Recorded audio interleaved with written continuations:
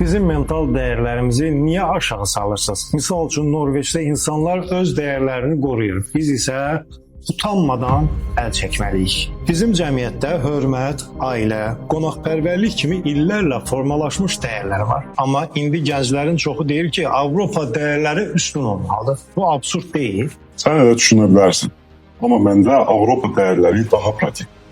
Fərdi azadlıq, karyera, qadın və kişinin bərabərliyi. Bunlar sizin köhnəlmiş qaydalarınızdan qat-qat önəmlidir. Praktik deyirsən. Avropada insanlar öz mental dəyərlərini qoruyur. Onları yaşadır.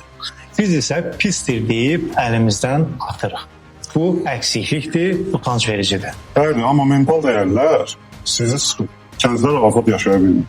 Bizim üçün Avropa dəyərləri, ifadə azadlığı, fərdi seçim hər şeydən üstündür. Bizim mental dəyərlərimizi qorumaq artıq seçim deyil, məsuliyyətdir.